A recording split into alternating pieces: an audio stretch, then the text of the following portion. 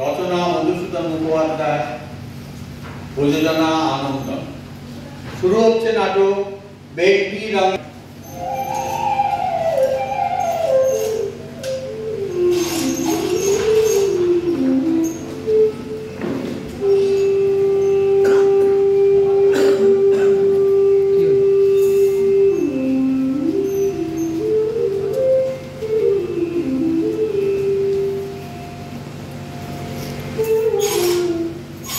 বেহুলা মানে কি? বেহুলা মানে মাটি, মাটি মানে খাল, বিল, নদী, নালা, গামছিল। বেহুলা মানে কলেজে যাওয়ার আগে মা গাড়ি মেয়েকে গুছিয়ে দিচ্ছেন ঘাস ও ফুল। কোথায় তোমার ঘাস, কোথায় তোমার ফুল? জিনিসের কোন পকেটে পুরে রেখেছ বাংলা ভাষা? পথের পাঁচালী। কিছুদিন আগে আমরা 21শে ফেব্রুয়ারি দিনটি পেরিয়ে এসেছি। এবছর প্রথম দিনটি আন্তর্জাতিক মাতৃভাষা দিবস হিসেবে স্বীকৃতি পেয়েছে। কালার টেলিভিশন এবং সংবাদপত্রের দৌলতে এই খবরটি ব্রেকফাস্টের টেবিলে বর্তমান করার পাশে ছিল। বিশেষ করে প্রথম পাতায় ছোপ ছোপ করে রক্তের দুর্দান্ত অলঙ্করণে সালাম, বটবট, চক্র। 1951 সালে যারা ঢাকায় মাতৃভাষার জন্য প্রাণ দিয়েছিল, বাংলা উচ্ছ্বসিত হরফে স্পষ্টতর হয়ে উঠছিল তাদের নাম। স্বভাবতই সেদিন বাতিল হয়েছিল মাধুরী দীক্ষিত কিংবা ফ্যাশন দুনিয়া। শুধুমাত্র পিছিয়ে না পড়ার ভাবনা থেকে কারো তাকে ছাঁকিয়ে জ্ঞান দেওয়ার জন্য সেসব নিবন্ধ আমরা কেউ কেউ খুব মন দিয়ে পড়েছি।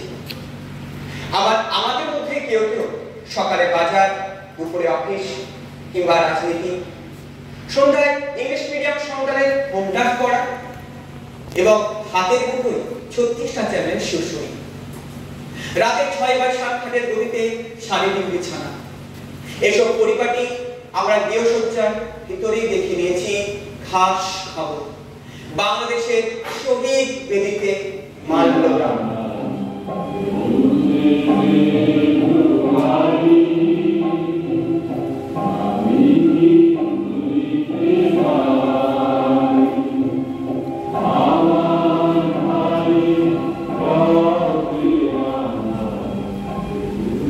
আমাদের এরকম তেলে ভাজা মুচমুচে জীবন থেকে কেউ যদি নিজের মুদ্রা দোষে একা হয়ে যায়, রক্ত গরিবের কিশোর কিংবা সালামের কাছে বারবার ছুটতে হয় একটুখানি শুদ্ধশীল জীবনের পরিচর্যায়, নিজের ব্যবহৃত শরীরকে বেগুনি রঙের শাড়ির উদ্ভাস দেওয়ার অন্তর্গত তাগিদে, তখন কি তার সেই ক্ষত যন্ত্রণার মুখোমুখি হয়ে দাঁড়াতে পারবো কি আমরা?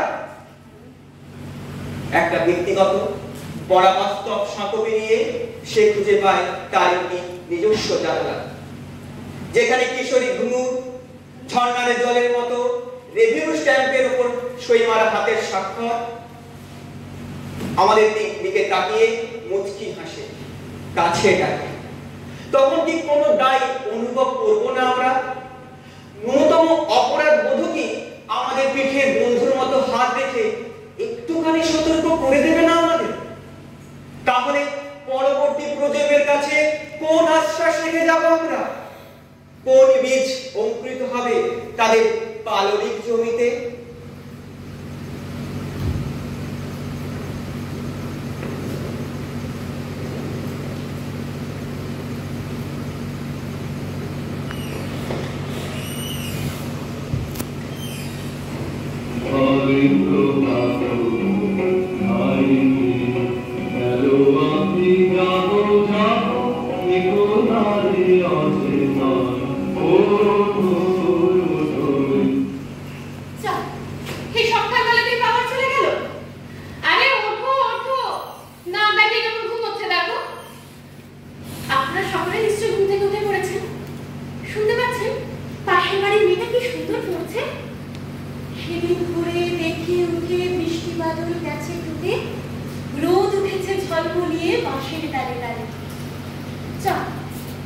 থেমে গেল। তোর মা মনে হয় ডাকতে ডাকলো। আচ্ছা, আপনাদের মনে পড়ছে এরপর কি আছে? আমার কিন্তু ঝড় ছড়িয়ে মনে পড়ছে। ছুটির দিনে কেমন সুরে পূজার সানাই বাজায় রুদে, তিনটে শালিক ঝগড়া করে রান্না ঘরের চালে। হ্যাঁ হ্যাঁ চাপাচ্ছি, দয়া করে উঠে মুখটা ধুয়ে নিন।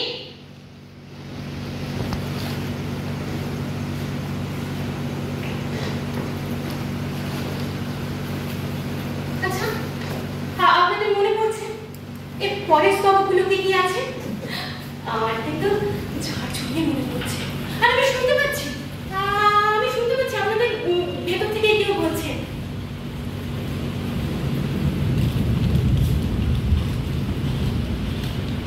থাকতো যদি মেঘে ওরা পক্ষীরাজের বাচ্চা ওরা। জানেন, আমি আমার বাবাকে বলেছিলাম একটা বেগনি রঙের শাড়ি।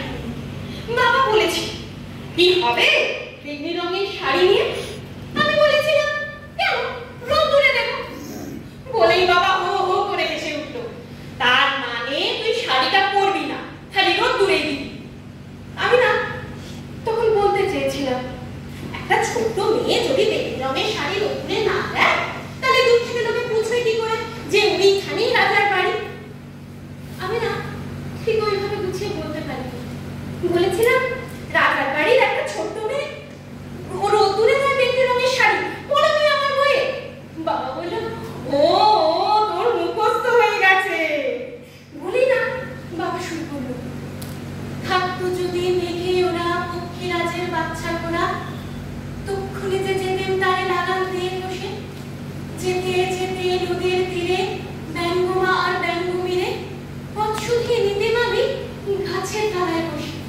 কিন্তু মামুনি বেগনি রঙের শাড়ি না হয় জোগাবো, কিন্তু সিরাজ ঘোড়া সেটা কোন বাজারে পাওয়া যাবে? আমি বললাম, বাজারে কেন পাওয়া যাবে, তোমাকে এক্ষুনি এনে দিচ্ছি। বলে বইয়ের বাক্স থেকে মোমরাও বার করে ড্রয়িং পেপারে বড় বড় করে রেখে দিলাম। চিনতে যাতে একদম ভুল না হয়, তাই ঠিক বানানে লিখে দিলাম পক্ষীরাজ ঘোড়া। বাবা খুব খুশি হয়েছিল। আরে হ্যাঁ, ছাপিয়েছি তো। এই কি হচ্ছে? আরে মা এসে বলবে, চাপটা ছাপতে না। আচ্ছা, তোমরা পাওয়ার প্ল্যান্টে কি ঘোড়ার দুধের কাজটা করো বলো তো? হ্যাঁ, সকাল থেকে লোডশেডিং।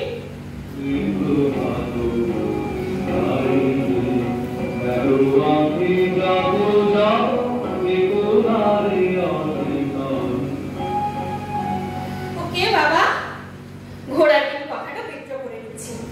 এবার বলো তো, এই শোনো না, বলছি কাল তো 21শে ফেব্রুয়ারি, তো এই বছর প্রথম এই দিনটা আন্তর্জাতিক মাতৃভাষা দিবস হিসেবে স্বীকৃতি পেয়েছে।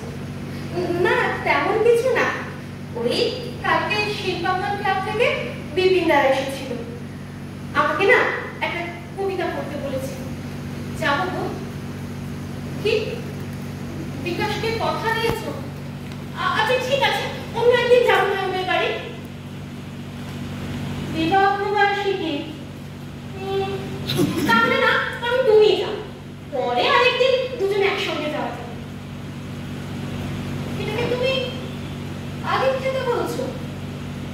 21শে ফেব্রুয়ারি দিনটা তোমার কাছে এতটা ফালতু? হ্যাঁ জানি, প্রমোশনের পরীক্ষা এই নিয়ে কোনো প্রশ্ন থাকবে না, আর তুমি কুইজের মাস্টারও নও যে তোমাকে এসব জানতে হবে। সালাম, বরকত, জফর, এই নামগুলো কোন বিশেষ ঘটনার সঙ্গে জড়িত? আমি তোমার আইনত স্ত্রী, অতএব আমার অভিজ্ঞতা নিয়ে তোমার বিন্দু মাত্র দুশ্চিন্তা। আমার ভালো লাগা, খারাপ লাগা, এই সমস্ত কিছু তোমার কাছে নিছক আর পালিত প্রতিক্রিয়া। এটা অভিমানের কথা নয় সুবি, এইসব বিশেষ দিনে আমাদেরকে সামান্যটুকু লজ্জা হতে নেই।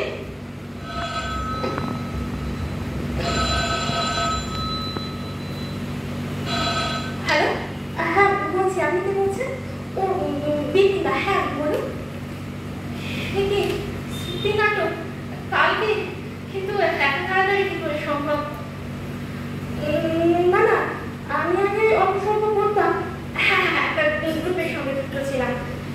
বলে পরিচিত না? কাকে বলেছে? কি নাটক বলুন তো? ও আচ্ছা, রক্তকর্মী পুরোটা? আচ্ছা, মামা আছে কিছু অংশ। ঠিক আছে, আসলে না আমি কিছু বলতে পারছি না কালকে যেতে পারবোই বা কিনা। না, শরীর খারাপ নয়, আসলে অন্য একটা কারণ। হ্যাঁ, চেষ্টা তো করবো। আপনি না একবার বিকেলের দিকে ফোন করুন। হ্যাঁ, ঠিক আছে, ঠিক আছে, রাখছি। মা, আপনি পুজো হয়ে গেছে? দাঁড়ান, চাটা গরম করে দিন।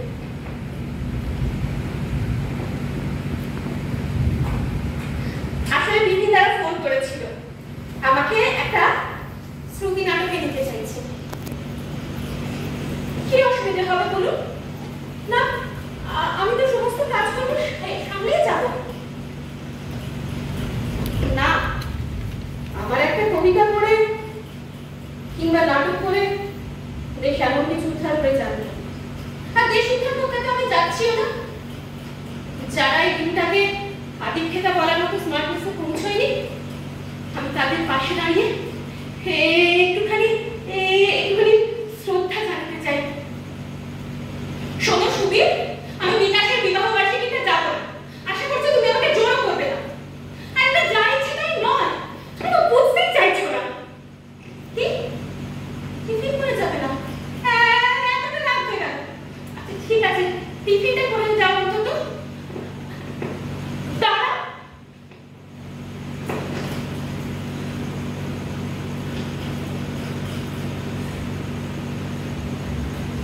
মিতুল, মিতুল, মিতুল, এই তোর কি বলার দরকার ছিল বলতো যে আমি কবিতা ভালোবাসি?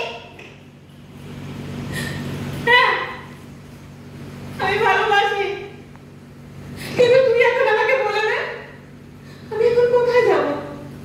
আমি এখন কবিতার কাছে যাব নাকি আমার স্বামীর কাছে যাব? 21শে ফেব্রুয়ারি রসুলবাদের কাছে যাব নাকি বিকাশের বিবাহ বার্ষিকীর ফুলের বুকের সামনে গিয়ে ফ্রাইড রাইস চিলি চিকেনের ঢেকুর তুলে ফিরে আসবো? আচ্ছা, আমি কি নন্দিনীর কাছে যাব, যে নন্দিনী খুব সহজে বলতে পারে? ছেকে ওঠেও বর্ষাকালের মতো দৃষ্টি আমার দিকে রেখে বলল, আমি তোমাকে জানতে চাই। ঘাটা শিউরে উঠল। আমি বললাম, আমাকে জানতে কি আছে? আমি কি তোমার পুঁথি? সে বলল, পুঁথিতে যা আছে সব জান, তোমায় জানি। তারপর আরো ব্যাকুল হয়ে উঠে বলল, জুনের কথা আমাকে বলো, তাকে কিরকম ভালোবাসো?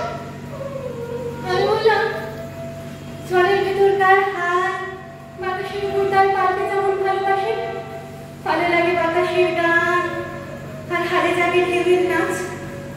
আচ্ছা, আমি কি এইসব কণ্ঠস্বর বুক সেলফের মনের ভিতর শুয়ে রেখে আমি বন্ধুদের মতো নাকানাকি করে বলবো, এই জানিস তো তো না এবার আমাকে ভ্যালেন্টাইন্স ডেতে হিরের নেকলেস দিয়েছে। আরেকজন কেউ বলবে, তো তুমি কি দিলে? আরেকজন হেসে ঢলে পড়তে পড়তে বলবে, আরে দিয়েছে ভ্যালেন্টাইন্স স্পেশাল কিস।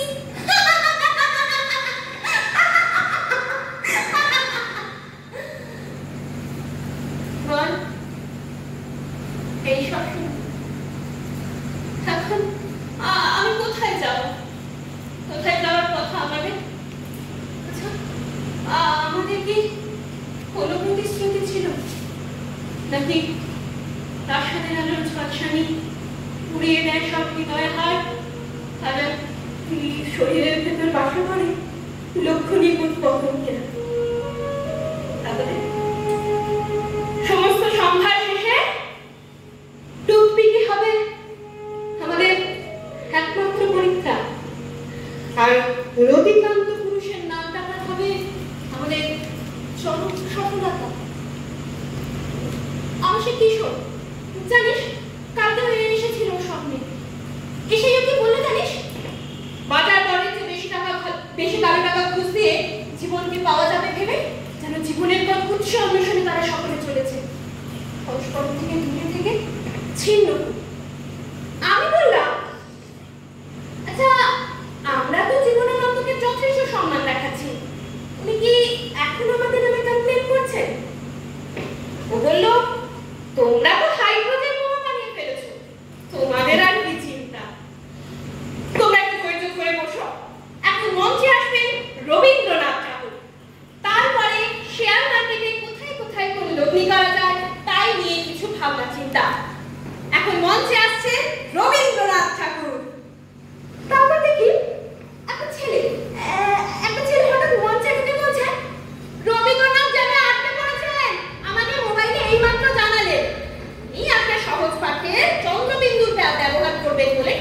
বলেছিলেন, আমাকে পড়তে বলে দিলেন। আমি এই ক্লাবের জেনারেল সেক্রেটারি। আমরা খুবই দুঃখিত রবীন্দ্রনাথ ঠাকুরকে সঠিক সময়ে হাজির করতে না পারার জন্য। পরে অবশ্যই চেষ্টা করব বলে পড়তে শুরু করব। বাঁশ গাছে বাঁদর, যত ঝাঁকা দেয় ডাল তত কাঁপে। ওকে দেখে পাঁচু ভয় পায়, পাছে আঁচড় দেয়। বাঁদর গেল বাঁশ গাছ থেকে চাঁপা গাছে, কি জানি কখন ঝাঁপ দিয়ে নিচে পড়ে। শেষে চাঁপা হাতালি। আবার দূর সম্পর্কের এক দিদি, যার বাবার পয়সা নিয়ে দিয়ে দেওয়ার, তবুও চেষ্টা করছে। দিদিও রোজ মুখে সাবান ঘষছে, দিদি দেখে দেখে ক্রিম কিনেছে, আর স্টুডিওতে গিয়ে রঙিন ছবি তুলিয়েছে। সে দিদি হঠাৎ মঞ্চে এসে বলছে, আজ রাত্রে বজ্রবিদ্যুৎ সহ ভারী বৃষ্টির সম্ভাবনা রয়েছে। তারপর দিকে একটা লোক পান খাওয়া দাঁত নিয়ে আমার পিঠে হাত রেখে বলছে, আর মাংস টাংস হলে ভাতও ভালো হয় না, অত করে পেটে জল যা নামছে। তারপর দিকে একজন নেতা সে মঞ্চে ঢুকে বলছে, বন্ধুগণ, আমরা বিশেষ দুঃসময়ের ভেতর দিয়ে। খুলি দেখি আর কিছু বলতে পারছে না। কিশোর ওই দিকে মুচকি হেসে বলছে, ও যখন ভাত গুল দিচ্ছিল তখন তো জিভে ফেনিকল দিয়ে রেখেছিলাম। তোমার দাদা মানে আমার পরম উচ্চপাদ স্বামী, সে যে তার চেলা ছিল আমি তা জানতামই না। শেষ আমাকে খুব, তারপর কিশোরের দিকে চোখে তাকিয়ে বলল, একটা ব্যবস্থা করো। কিশোর হাসতে হাসতে গিয়ে নেতাকে উল্টো দিকে ছড়িয়ে দিল। তারপরে বলল, কিছুক্ষণ থাকো, সব ঠিক হয়ে যাবে। তোমার মা সেই দিকে হেই হেই করে উঠল। হ্যাঁ, ভদ্র লোকের ছেলে তাকে এইভাবে হেনস্থা। সেই সময় না তৃপ্তি মিত্র বেয়ে উঠল, মস্তদের ডাক দিয়েছে আর চলে আয় আয়, মস্তদের ডাক দিয়েছে আর চলে আয় আয়। তারপর দেখি তোমার বিপিন দা আমাকে এসে বলছে, 21শে ফেব্রুয়ারি আসবে তো? এখন বলে দে, আমি কি করবো, কোথায় যাবো? মনে মনে হচ্ছে না। হ্যাঁ, সুমনাই তো। এই সুমনা, সুমনা, কতদিন পর দেখা, কেমন আছিস? চিনতে পারছিস? তোর ছেলে? কোথায় যাচ্ছিস? ইংলিশ মিডিয়াম নিশ্চয়ই। এখন যাচ্ছিস না ফিরছিস? আচ্ছা ফিরছিস, তাহলে চল না একটু বসা থাক, কতদিন কারোর সঙ্গে গল্প হয় না। এই সুমনা, তোর মনে আছে না আমরা একটা নাটক করতে কোথায় গিয়েছিলাম? আরে কষ্ট ছিল, আমাদের ফেরার সময় ম্যাটারটা গাড়ি খারাপ হয়ে খুব চিন্তায় পড়ে গেলি। বাড়িতে বলবে আমি করতে আর অ্যালাউ করবে না। আমার ভয়টা একটু কম। আরে সেই সময় আমরা গাছের তলায় বসে ভাবছি কি করবো কি করবো, তখন সুমন একটা গান করলো, হাম খুলিয়া দে কত নাম ভাসাইয়া দে,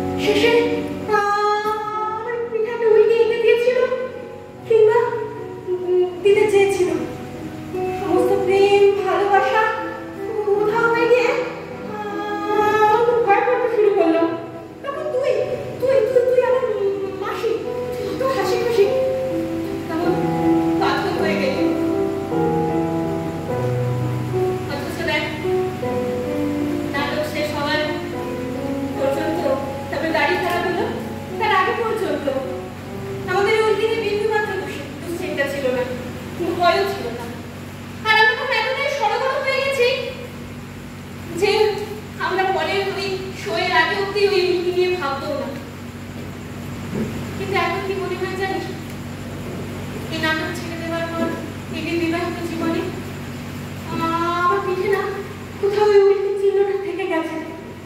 হয়তো ত্বকের গভীরে অদৃশ্য হয়ে, আর সেই উল্কির চিহ্ন মেনে নিয়ে আমরা যথাসম্ভব কাপড় চাপড় পরে গয়না টয়না পরে সামাজিকতা বজায় রাখছি, সবার সাথে হেসে হেসে কথা বলছি, কিন্তু খুব রাগ দুঃখ পাই। আচ্ছা, তোরও কি এমন হয় রে সুমনা? ঠিকই করেছিস, উপায় নেই। ভালো খেতে পড়তে পারছি, দার্জিলিং পুরী বেড়াতে যেতে পারছি, পুজোতে লেটেস্ট ডিজাইনের শাড়ি পাচ্ছি, ইংলিশ মিডিয়ামে টাইট দিয়ে আমার ছেলে আমাকে টাকা দিচ্ছে, বিউটি পার্লারে যাওয়ার কথা ভাবছি, তাই তো?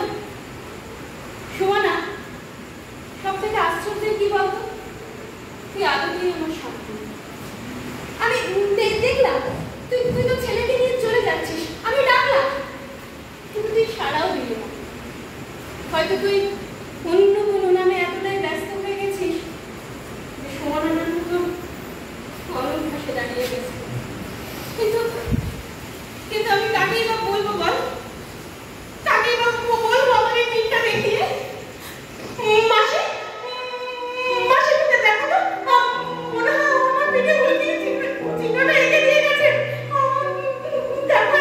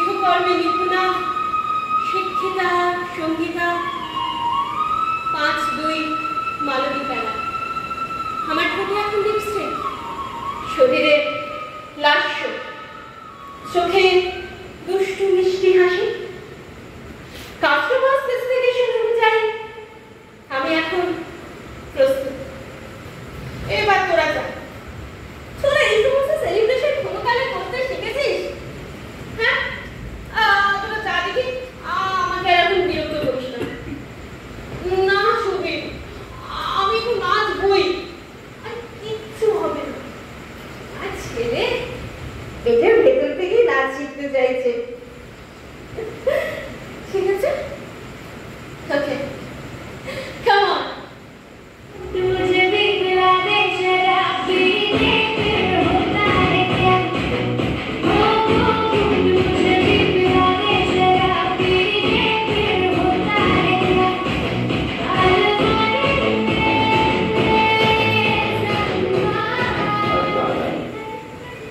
মাথার ভিতরে সকল নয়, প্রেম নয়, কোন বোধ কাজ করে।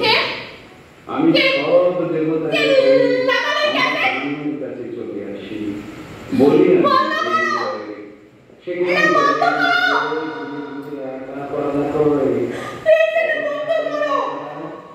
নারীরা শান্তির সময় কোনদিন মনে না।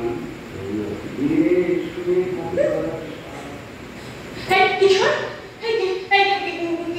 কিশোর, তুই আমাকে ভালোবাসিস? তাহলে আমাকে আঘাত করে কি কাজ বন্ধ করে আমি তোর কোন খারাপ হতে ছেড়ে দিয়েছি যে আমাকে একেবারে দুমড়ে মুচড়ে তোকে প্রতিশোধ নিতে হবে?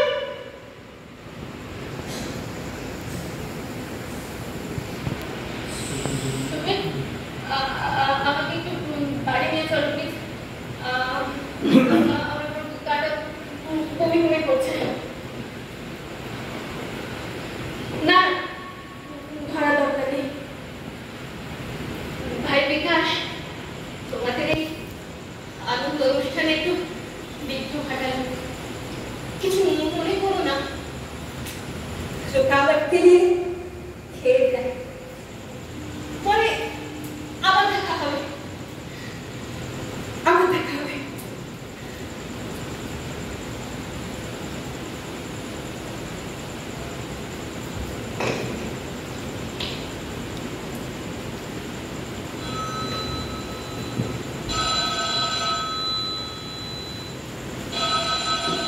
হ্যালো, হ্যাঁ বলছি দিদিদা। হ্যাঁ, আসলে সেদিন শরীরটা ভালো ছিল না বলে যেতে পারিনি। না, হ্যাঁ পাঠও মুখস্থ হয়ে গেছিল। না দিদা, আমি আর কোনো অনুষ্ঠানে থাকবো না। না না, এমনি। না না, এবার আমাকে বাদ দিন। আচ্ছা, আমার তো কিছু অনেক ব্যাপার আছে নাকি? প্লিজ আমাকে আপনি আর বিরক্ত করবেন না, রাখুন।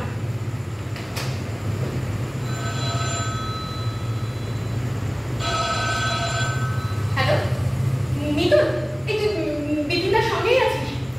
তাহলে তুই কেন এত জলগুলা করছিস? তো সব জানিস। বিয়ের পর তুইও যখন বিপিনদার ওই লাগেজ হয়ে যাবি, আর লাগেজের গায়ে বিপিনদা তার নামে আটাটা সেটে দেবে, তখন দেখবো দেখবো তুইও কত স্বাধীন মতামত দিতে পারিস।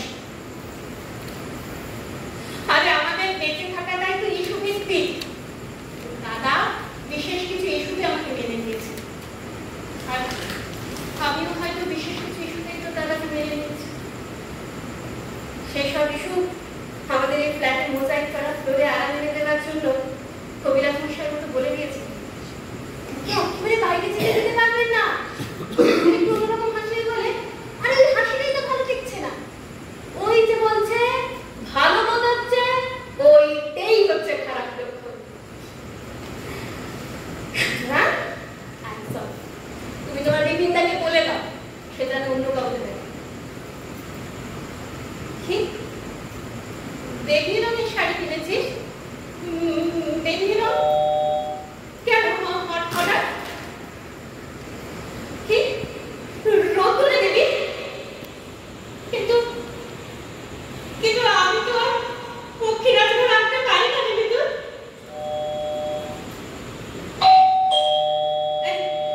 শোন, আমি কাজ মনে হচ্ছে করে এসেছি।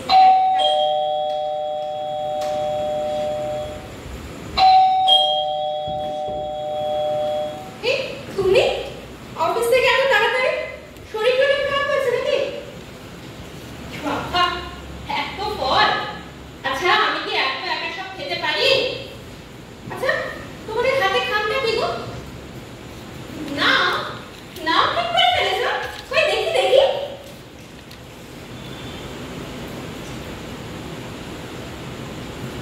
ছেলে বলে সায়ক, মেয়ে বলে মেঘনা।